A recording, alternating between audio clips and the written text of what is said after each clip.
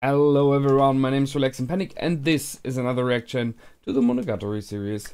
As always, you know what to do. If you want to see the reaction itself, go down into my descriptions, follow the links, replace the circumflex dot parts with real dots, and enjoy the reaction. Once you've done, feel free to come back here and hear out my thoughts about this episode. So, see you soon. For those that came back, welcome back. Now, there was an interesting and short felt episode. For me, it seemed like a very short one, although it wasn't, strangely. So we have more or neither two main scenes in this episode. The one is between number 1 and number 2, and the other one is here in the picture. Is Shot and Kanbaru. So let's go with the first. It was interesting. I mean, I'm still not completely sure what number 1 is. I think it is meant to be a male person, which explains the voice and everything, and he talks of himself in a male form as well. There were 1 or 2 moments where he talks of 2 men doing stuff, when he talked about Aragi and himself. So I think he sees himself as a man. However, the body and the hair and a lot of the outer appearance is again pointing towards the female body, so they're confusing me again. Why ever? It was interesting that the footprint in the face of Aragi is like a defensive mark. So it's like a spell, like a safety measure. So in this case, number 1 cannot attack Aragi, and that was surprising for me, because I mean, it is just a footprint, isn't it? Seems like not. It's not just a message like, if you do, I will kill you. No, it really is holding him back. Which means that Ononoki really, well, either she did it for Gaen, because Gaen ordered her, or she did it by herself because she kind of likes Aragi. And that is a feeling, I mean, we have since a while already now, right? That she is kind of okay with Aragi. They have a strange but interesting relationship. In this episode again, you know, in the bushes, holding each other's hand and holding each other back. She mentioned that this footprint, this marking, is one of the rules for specialists. So, on the one hand, I'm talking about she again, sorry, I meant him, number 1. On the one hand, that feels like he sees himself as a specialist, which is fitting if you think about the fact that when he was not a vampire yet, he was the first apparition killer, so I guess he was the specialist in this time. So it's fitting that he knows those rules and that he knows about it and sees himself as a specialist, which is one of the reasons he claims to be back for. And it's one of the first times we hear about any kind of rules. I mean, they really avoided that in many ways. It very much always seemed like all those people like Oshinomeme and Gaen especially, Oshiugi without any question, seem to be able to do what they want. But then there are others who are spiraling around them and watching them, so there are some rules which were never mentioned yet. But I'm pretty sure the like the number 1 rule, like in the vampire universe, as example, is to keep the masquerade, to not let normal living beings understand what the heck is going on. I mean, it would cause a lot of discomfort for people, I guess.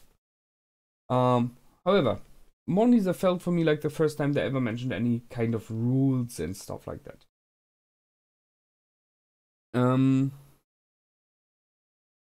I wrote down, did she know? Oh yeah, so Ononoki, yeah, that's okay. Number 1 requested Aragi to break up with Kiss Shot out of very selfish reasons, because he wants to be the one working together with her instead of Aragi. Where I ask myself, if Aragi is even able to do that. I mean, could he actively end this bond and this relationship with Kissshot? Just ignoring the fact that she will possibly kill him if he tries, because it is a part of this telling here, you know, of this discussion. She doesn't like having people ditching her, I think. But even if she would be like not caring about it, how could he actively end this? I mean, this is a supernatural connection, so I guess he would have to go for some kind of rituals or read stuff in books how to do it. I don't think it's just a gesture of free will, just saying we are not bound anymore and that's it. So that's something that came to my mind. I had in the last discussion the question why number 1 is back. I mean, he was revived. We've seen this, you know, all the dust and stuff like that. But I'm pretty sure I mentioned that he might be back for vengeance, but he might be back very, very much as well for, you know, a completely different reason. Like, not for vengeance, but instead like forgiveness or asking her to leave him be so that he can die finally, find his peace, stuff like that. And it seems to go more into the second direction now. So he claims it's not about vengeance. We never know that for sure until they meet.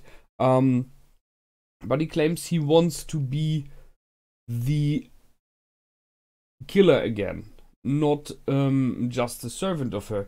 He wants to watch her back. He wants to do good stuff, blah, blah, blah. How much of that is true, however, is a little bit in question.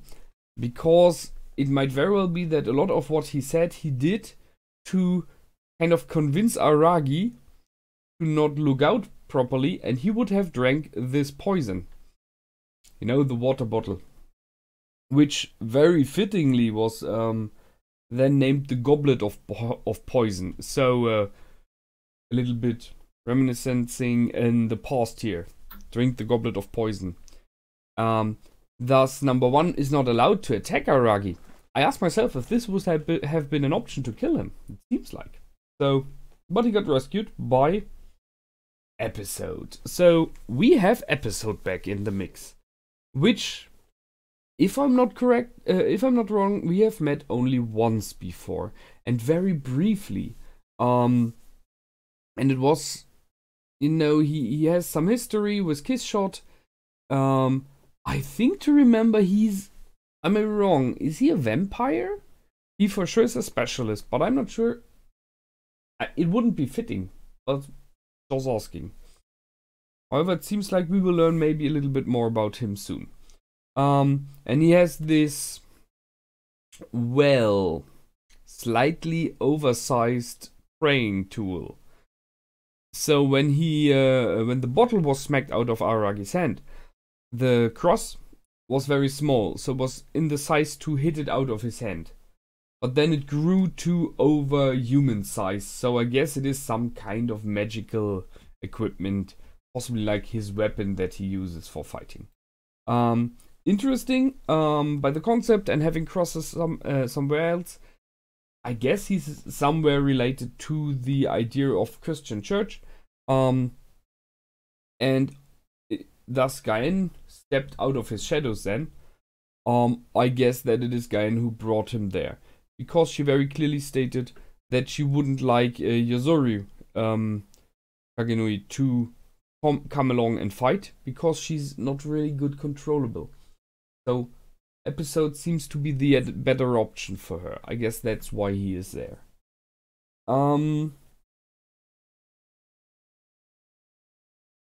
Number 1 talked before that a little bit about himself, about his reasons to appear. That's all fine. He mentioned that he is the chosen one.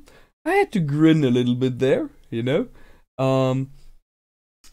He is very high in his cloud castles, so he's really thinking highly of himself. Maybe for good reasons, we don't know. However, the question is what will happen if all 3 of them meet. Aragi, the first servant, and Kissshot. So, not sure there. And well, once the poisoning idea did not work out, he immediately goes for let's have a duel instead.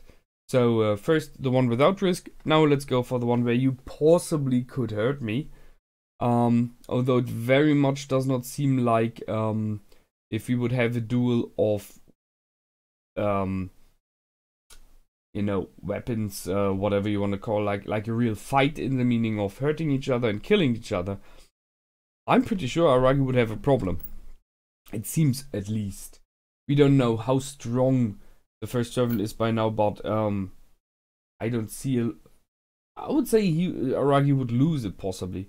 But after the discussion that he witnessed with Kanbaru and Shinobu, sorry, with Shinobu,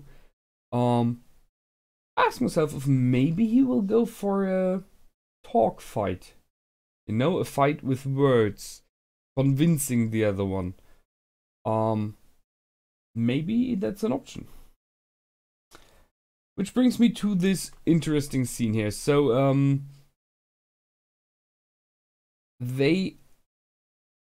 well, let's say they had an interaction about the fact that Kanbaru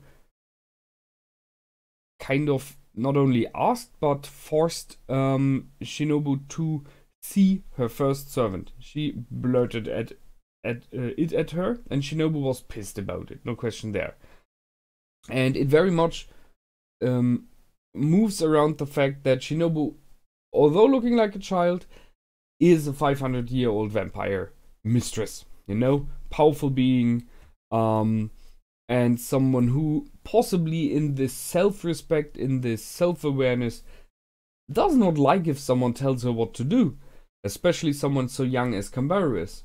And then we have Kanbaru, who is pretty sure that what she says is right, and is thinking about more than just Shinobu. She thinks about there's stuff that has to happen. She sees that Aragi is interacting in there, so she possibly wants to help him. So this is a weird situation. And there are small moments where it is very possible and likely that Shinobu will be like, ah, screw it, I will just, you know, rip off her head. However, the discussion here is, in the end, I tried to write it down into one sentence. Yeah, make a decision. That's it in general, you know? It's about you. You have to do something. You have to make a step. You have to make a decision. It is this idea, you can avoid it. And she can avoid it endlessly, which is the sentence here. You can just let him die, you know? The first, second, third, and so on and so forth. And just say goodbye and act as though it doesn't matter. But in the end, those people are willing to die for you. You mentioned that. Aragi's willing to die for you. The first one, as it seems, is as well. But it's not the other way around. It's a one-sided love relationship. At least when it comes to the deepness of it. So she kind of forced Shinobu to look into a mirror. A vampire, very fittingly, by the way. And to understand something about herself. I don't know if Shinobu will see the first servant now, if that's something she already got now. But it is possibly since a long time that Shinobu had to learn something about herself. And you can see that Kanbaru is a very powerful being in that regard. She was able to convince her. I mean, could have gone wrong, you know? She even kind of questioned abilities and rights that Shinobu has, like, you shouldn't be allowed to have a relationship with anyone, master-servant relationship or whatever relationship, if you're not pouring in your heart. I think that's what it is about in general. So, as I said, that was a risky move. That could have gone wrong. I'm not completely sure if I got everything right here, but that's it as always, you know. It was it was a good conversation.